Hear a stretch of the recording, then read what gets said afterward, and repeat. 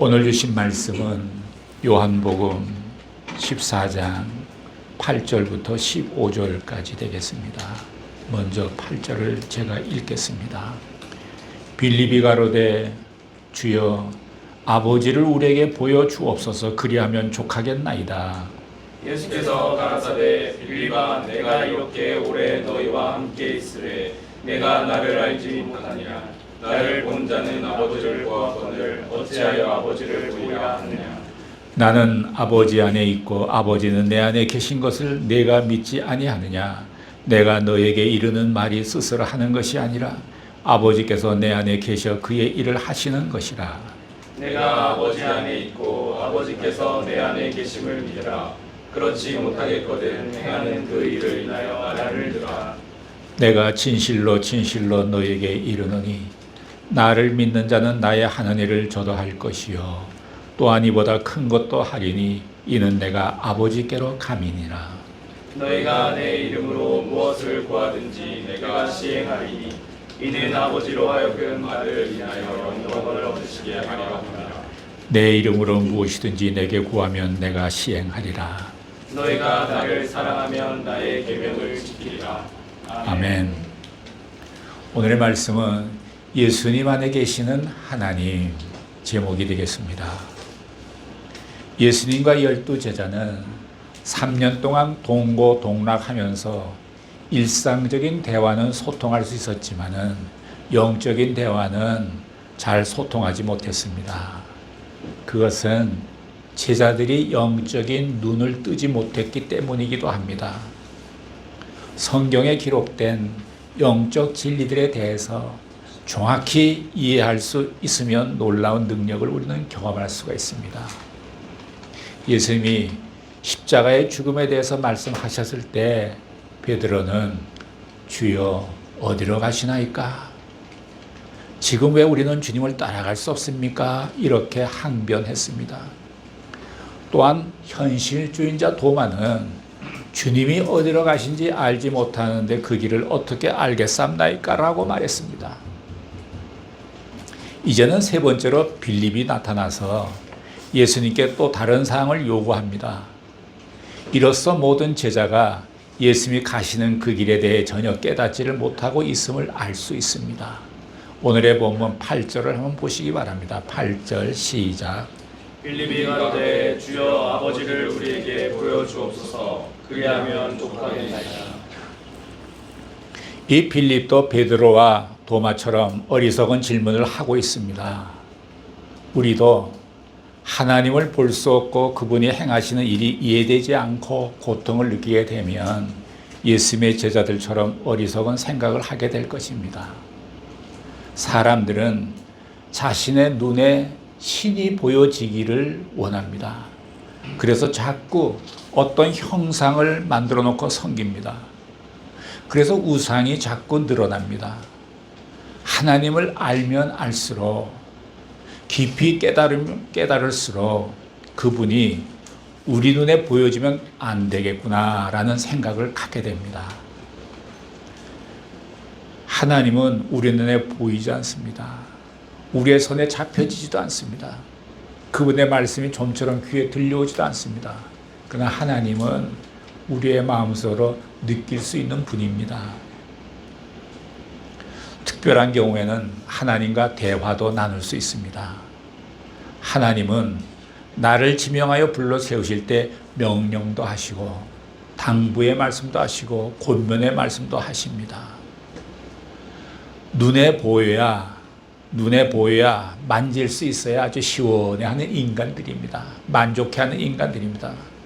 그래서 인간들은 열심히 우상을 만듭니다. 여러분이 아실지 모르겠지만 모세가 시내산에 올라가서 하나님 앞에서 십계명을 받을 때 한 40일 정도 산에 올라가 있었습니다. 그럴 때 밑에 있던 이스라엘 백성들이 우리의 지도자 모세가 어디 갔느냐, 혹시 죽었느냐 이런 걱정도 했겠죠. 40일간 나타나지 않으니까 지도자가. 그래서 그 형 아론을 통해서 금송아지를 만들었습니다. 그래서 금송아지를 만들어 갖고 금송아지를 뭐라 그랬냐면 이것이 바로 애굽에서 우리를 구원해낸 하나님이다. 이렇게 하나님을 보이는 형상으로 만들어 버렸습니다. 이게 우상이죠. 어떤 분은 이렇게 말합니다. 나는 기도할 때에 앞에 십자가가 꼭 있어야 기도가 돼. 이렇게 말하면 그 십자가는 하나의 우상일 수가 있습니다. 그래요. 예수님께서는 하나님을 보여달라고 하는 빌립에게 대답을 하십니다. 9절을 보시겠습니다. 9절 말씀 시작. 예수께서 가라사대 빌립아 내가 이렇게 오래 너희와 함께 있으되 내가 나를 알지 못하느냐 나를 본 자는 아버지를 보았거늘 어찌하여 아버지를 보리라 하느냐. 빌립을 포함해서 대부분의 사람들은 하나님에 대해서 많은 질문을 갖고 있습니다. 사람들은 도대체 하나님은 어떤 분이실까? 그리고 믿고 싶은데 한번 보여주시면 안 될까? 그분을 만나는 길은 무엇일까? 이렇게 궁금해합니다. 그리고 때로는 하나님에 대해서 의심을 갖기도 합니다.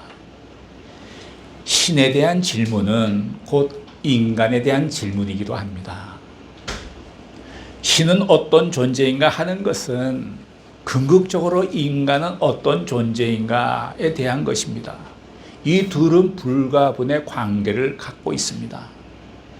신에 대한 문제가 해결되지 않는다면 인간에 대한 문제도 해결되지 않습니다. 인간 존재의 의미를 찾는 일이 하나님을 빼버리면 허공에 떠버리게 되는 것입니다. 예수님은 신에 대한 질문을 한 빌립에게 명료하게 말씀해 주셨습니다. 첫째는 예수님은 인간 이상의 존재요 하나님의 아들로서 삶을 통해서 하나님을 보여주셨다고 말씀을 하십니다. 두 번째는 예수님을 본 자는 하나님을 본 것이라고 말씀하십니다. 누구든지 예수 그리스도를 진정으로 만난다면 예수님 안에 계시는 하나님을 만나게 되는 것입니다. 우리가 사람을 사귈 때에 너무 가까이 알게 되면 그 사람의 풍기는 인간 본연의 냄새를 맡게 됩니다. 그 사람 안에 어둠이 있다면 그 어둠의 세력이 있음도 알게 됩니다. 그러나 예수님을 만나고 나서 알고 나면 알수록 그분이 점점 더 좋아집니다. 그것은 예수님 안에 참 좋으신 하나님이 계시기 때문입니다. 예수님을 보면 그 안에 하나님을 발견할 수 있습니다. 그분의 영원하신 사랑, 용서, 능력, 축복 등이 예수님 안에 충만하기 때문입니다.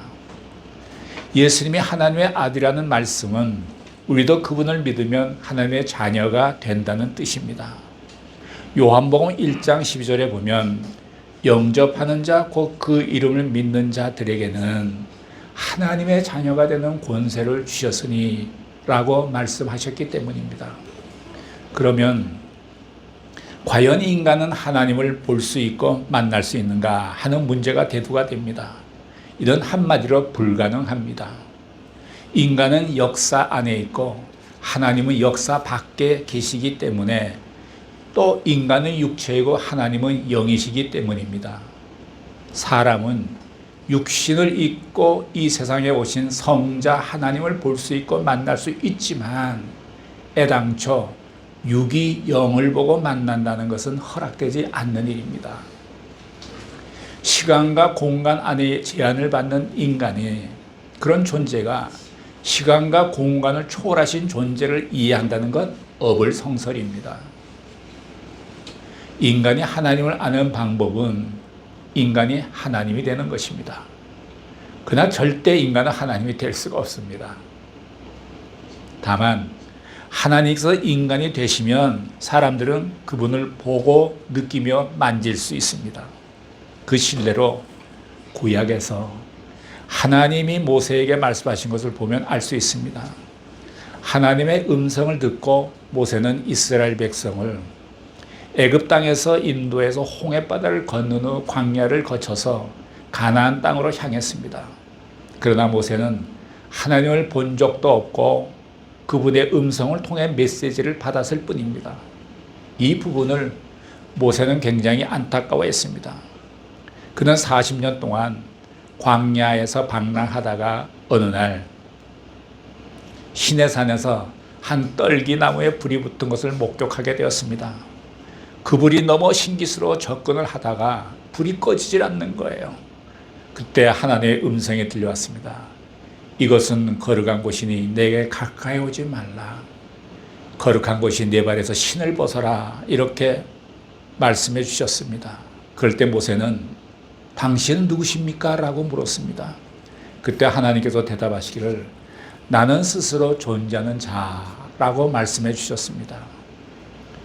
피조물인 인간이 스스로 영원히 존재하시는 분을 다 이해는 할 수 없습니다. 인간은 하나님에 대해서 충분히 알고 이해할 수 있다는 오만한 생각을 버려야 합니다. 인간이 하나님에 대해 모든 것을 안다면 그것은 자기가 만든 하나님일 뿐입니다. 인간은 본질상 하나님을 다 이해할 수도 없고 담을 수도 없는 미약한 존재입니다. 다만 하나님께서 성경을 통해서 가르쳐 주신 범위만큼만 알고 이해할 뿐입니다. 성경은 인간이 이해할 수 있는 언어로 하나님에 대해 설명하고 있습니다. 따라서 인간은 하나님 앞에서 성경 말씀을 가지고 따지고 들면 안 됩니다. 오직 그분 앞에 무릎 꿇고 나아가 경배해야 합니다. 하나님께서는 도서관에 계시지 않으시고 인간의 지성에도 계시지 않습니다. 인간이 하나님을 알 수 있는 방법은 역사 속에서 섭리하시는 그분을 발견하는 것뿐입니다.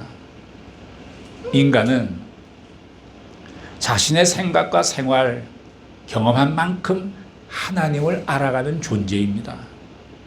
바닷가에 있는 모래를 쥐어보면 우리 손바닥만큼만 움켜잡지 않습니까? 더 이상은 쥘 수가 없습니다. 우리가 그만큼 정도 우리는 하나님을 안다라고 봐요. 엄청나신 하나님이신데. 따라서 인간에게 중요한 것은 하나님을 아는 겸손한 마음입니다. 하나님 앞에서 오만하게 구는 인간은 언젠가 큰일을 당하게 됩니다. 출애굽기 33장 20절에서 하나님께서 모세에게 내가 내 얼굴은 보지 못한다. 나를 보고 살아남을 사람이 없다라고 경고하셨습니다. 만약 인간이 하나님을 보게 된다면 그 자리에서 즉시 죽음을 당하게 됩니다. 여러분 기억하십니까? 다윗 시대에 하나님의 궤, 법궤 있지 않습니까? 그 법궤를 우마차에 실어서 운반할 때에 아마도 길이 좀 울퉁불퉁 했던 것 같아요. 데코복가 있는 것 같아요. 그러니까 이 우마차가 가는데 흔들리니까 법궤가 떨어질 위험을 느껴서 그 가까이 있던 웃사라는 사람이 법궤를 보호하느라고 손을 댔습니다. 그 순간 즉사하고 말았습니다. 그 하나님의 궤 법궤는 하나님의 임재를 상징하는 것인데 거기에 오염된 물질이 닿으면 타버리고 맙니다. 웃사가 즉사하고 말았죠. 그리고 구약에서의 죄사함을 받는 것은 1년에 한 차례씩 대제사장이 피를 갖고 지성소에 들어가 속죄소 앞에 7번 뿌립니다. 속죄소는 하나님의 법궤 상자 뚜껑 위에 양쪽 끝에 그룹이 날개를 펴고 서로 마주하고 있는데 법궤 위에 두 그룹이 마주하고 있는 그 사이 공간이 속죄소입니다. 자, 제가 한번 그림은 없지만 설명해 드릴게요. 대략 법궤의 크기가 지금 여러분이 이 강대상에 4배 정도 됩니다. 그러니까 3개만 더 붙이면 이런 네모가 되면 대충 법궤가 이 정도 사이즈가 됩니다. 그래서 이것이 지성소에 있는데 이스라엘 백성들이 광야를 다닐 때에는 그 성막이 있어서 거기에 이제 성소가 있고 지성소가 있습니다. 그거 붙어 있는데 합해서 한 18평밖에 안 돼요. 성소가 12평쯤 되고 그 다음에 그 옆에 붙은 지성소가 가운데 휘장으로 칸막이가 되어 있고 지성소가 한 6평 정도 됩니다. 그 지성소의 제일 가운데 이 법궤가 놓여 있는 거예요. 근데 재미난 것은 재미라기보다 하나님의 임재가 있는 것이 이 법궤 안에는 뭐 한 3가지가 들어있는데 중요한 거는 이 법궤 뚜껑 위입니다. 이 복개 가장자리에 천사가 이렇게 두 천사가 이렇게 있으면서 날개를 펴고 있어요. 두 천사가 이렇게 날개를 펴고 있으면 이 공간이 속죄소입니다. 하나님의 임재가 있는 곳입니다. 그래서 1년에 한 번 대제사장이 이 지성소에 들어가서 피를 갖고 들어가서 여기에다 피를 뿌려야 됩니다. 그래서 이것이 잘 되면, 무사히 잘 되면 이스라엘 백성들의 1년간의 죄가 다 사여집니다. 그래서 이 제사장이 들어갈 때는 피를 갖고 들어가고 그 하나님의 임재가 있는 그 앞에 나가면 죽습니다. 그래서 향로와 향을 갖고 들어갑니다. 그래서 향을 갖고 향연을 피우면 그 향연의 연기가 이 속죄소 앞을 이렇게 연기가 가리면, 그리고 나서야 대제사장이 그 앞에 나가서 피를 뿌려야지, 이걸 제대로 안 하면 죽습니다.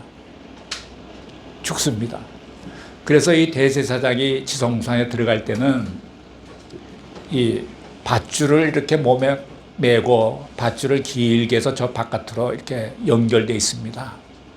그리고 이렇게 이제 이 대제사장은 몸에 방울을 하나 달고 들어갑니다. 거기서 모든 것을 행위를 할 때에 한참 동안 방울 소리가 안 들린다?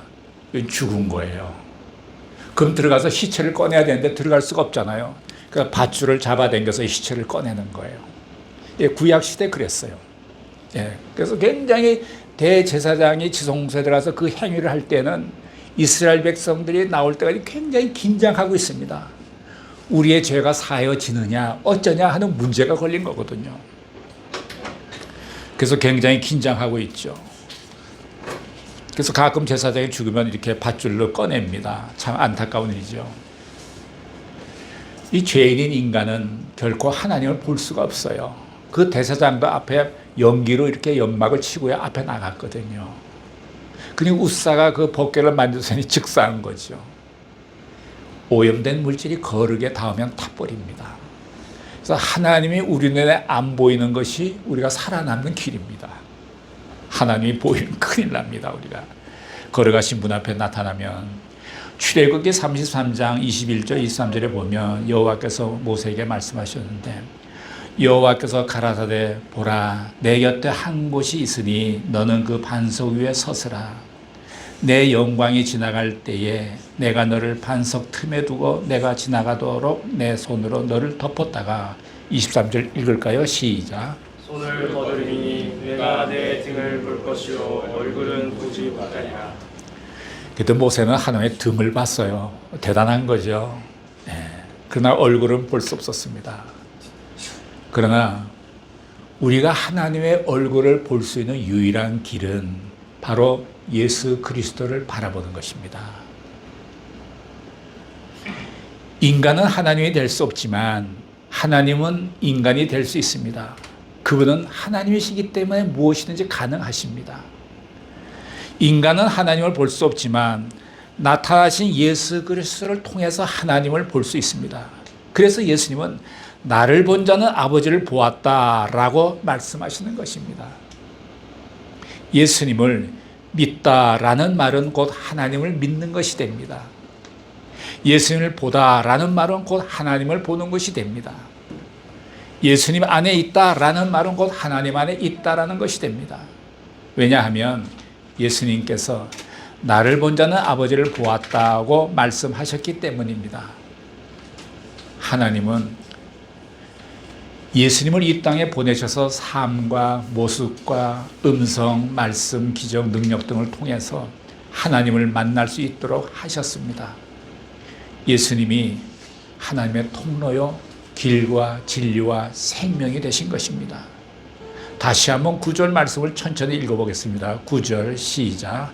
예수께서 가라사대 빌립아 내가 이렇게 오래 너희와 함께 있으되 내가 나를 알지 못하느냐.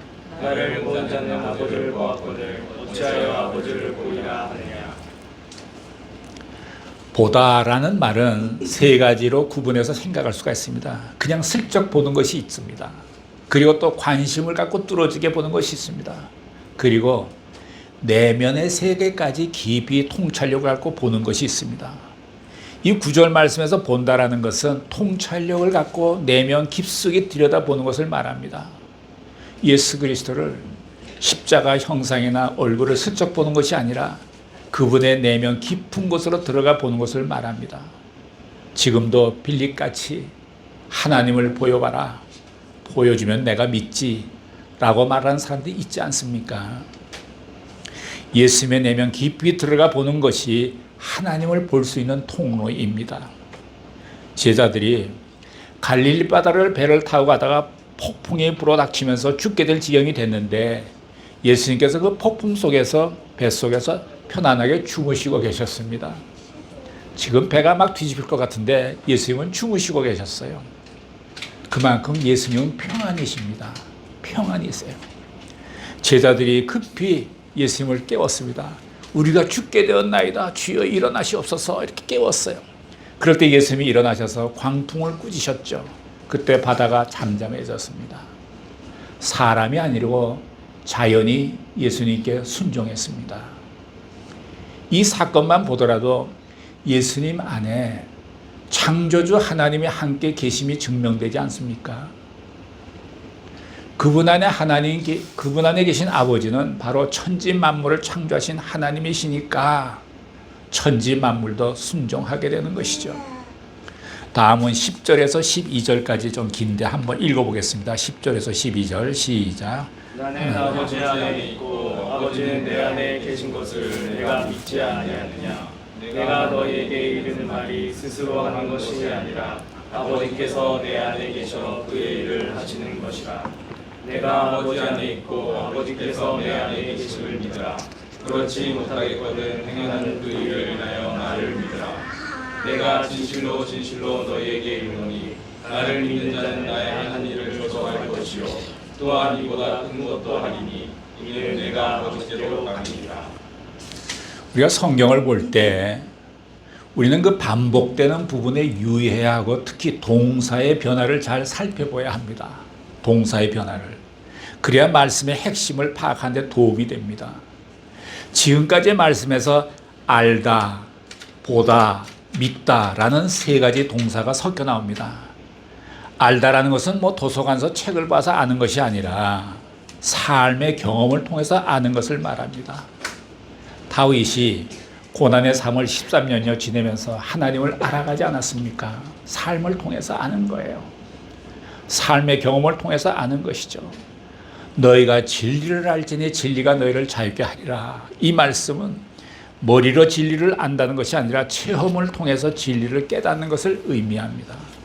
이와 같이 보다라는 것은 알다라는 것과 같은 개념으로 사용되고 또 개인의 내면으로 정보가 들어와서 피가 되고 살이 되는 것을 의미합니다. 부부가 아이를 낳고 자신들의 아이인지 아닌지 갈등하는 경우는 없습니다. 마찬가지로 예수님을 믿는 것은 인간의 이성과 합리적 논리에 있는 것이 아닙니다.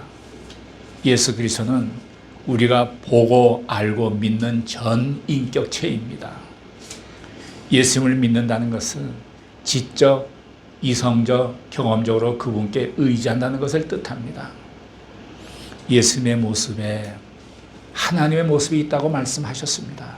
그만큼 예수님을 바라보고 깊이 묵상하라는 권면입니다. 하나님이 왜 나를 사랑하실까? 나를 사랑하신 증거가 내 지금까지의 삶 속에서 어떤 것이 있었나? 예수님이 왜 십자가를 지셨나? 나와 무슨 관계가 있는 것일까? 이런 것을 자꾸 깊이 생각하는 것이 예수님을 바라보는 일이요, 그분을 깊이 생각하는 일이 되는 것입니다. 제 희망이 하나님의 사랑을 더 많이 깊이 깨닫고 눈뜨게 되는 것입니다. 하나님의 사랑을 깊이 깨달을수록 의로워지기 시작합니다. 거룩에 가까이 가기 시작합니다. 성령으로 충만해져 갑니다. 여러분들의 숙제는 하나님의 사랑을 더 깊이 깨닫는 것이죠. 내가 그 사랑을 깨달아야, 내가 하나님의 사랑을 깨달아야 하나님께서 만드신 피조물인 인간을 사랑할 수 있게 됩니다. 그런 사람이 예수님의 제자가 되는 것입니다. 그러면 예수님이 하신 일도 할 수 있고 그보다 더 큰 일도 할 수 있다고 말씀해 주셨습니다. 놀라운 축복이죠.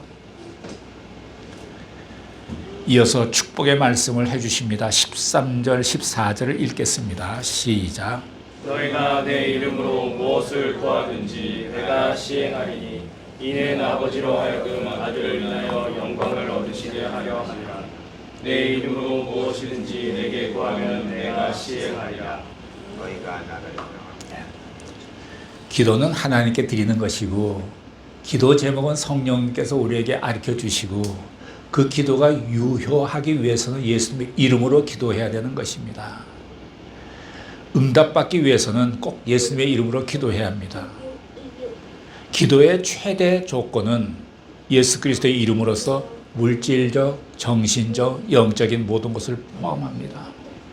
하나님께서는 기도에 대해 응답하십니다. 기다려야 하는 응답이 의외로 많습니다. 그때는 기다리셔야 합니다. 기다리셔야 합니다. 응답이 지금 당장 없는 것도 응답이 되는 것이죠. 기다려야 되는 것이기 때문에 예수 그리스도의 이름으로 기도하면 하나님의 능력과 기적을 체험할 수가 있습니다. 하나님께 유익이고 상대에게 유익이고 나에게도 유익이라면 그것은 하나님의 뜻입니다. 하나님께 영광을 돌려드리는 것이 됩니다. 여러분들의 가정과 일터 위에 자녀들 위해 하나님의 축복이 있기를 예수님의 이름으로 축원합니다. 아멘. 기도하시겠습니다. 사랑하시는 하나님 아버지, 우리 모두에게 하나님의 사랑을 더 깊이 알아가는 축복을 주시옵소서. 사람들이 우리를 볼 때에 절로 예수님을 생각해 할 수 있는 저의 모습이 되게 하여 주옵소서. 감사드리오며 예수님의 이름으로 기도드렸습니다. 아멘.